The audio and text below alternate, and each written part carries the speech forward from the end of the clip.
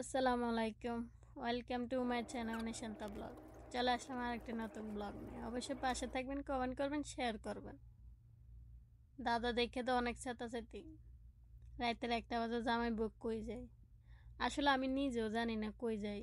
হঠাৎ করে রাতের বাজে 12:30 আমাকে বলতেছে রেডি হইতে।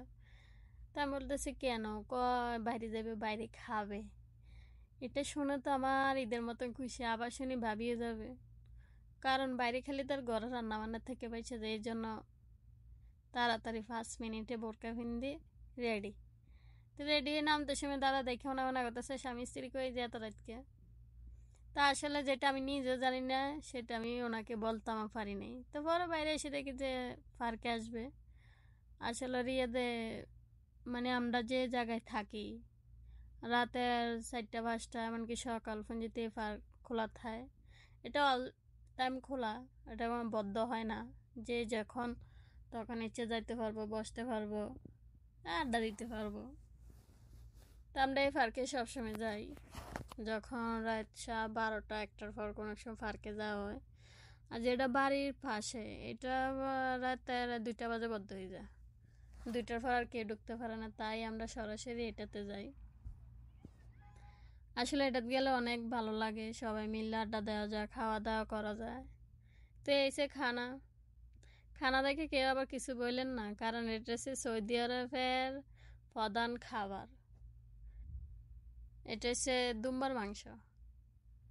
আসলে আমি মনে করছি প্রথমে ওটার মাংস মনে করে খাইলাম, পরে শুনি দুম্বার মাংস। আসলে আমি কোনো মাংস বাছি না, আলহামদুলিল্লাহ সব কিছুই খাইতে পারি, কোনো কিছু বাস নাই। তা আমার স্বামী এ নিয়ে কোনো ফেরা নাই। আসলে অনেকে আছে এটা খানা ওটা খানা এই নিয়ে অনেক সমস্যা। তা আলহামদুলিল্লাহ আমি এবারে এইসবে নাই, খানা ফেলিয়ে চলে। তো বাবিও খাইতেছে, আমরা বাবি আর আমি একসাথে বসে, আরও হেরা হেরা আলাদা বসে। তো দেখেন খানাগুলো আসলে দেখতে এমন, কিন্তু অনেক মজা। খাওয়া দাওয়া শেষ আমাদের, আমার তো অনেক ভালো লাগছে। তো আমি বাসার দই বানাইছিলাম, আপনাদের গত ভিডিওতে দেখছেন, এই হচ্ছে দই। তো দই নিয়ে গেলাম, খাওয়া দাওয়ার পর চা জল দিলাম। আসলে হচ্ছে চার এইসব আমার ব্যাগেই থাকে।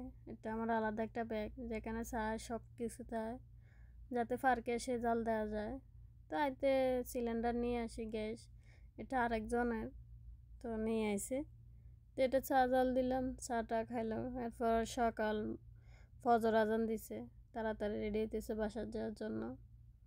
তো আমরা তো সবাই রেডি যাওয়ার জন্য। আসলে সবাই মিলে আড্ডা দেওয়া খাওয়া দাওয়ার একটা মজাই আলাদা।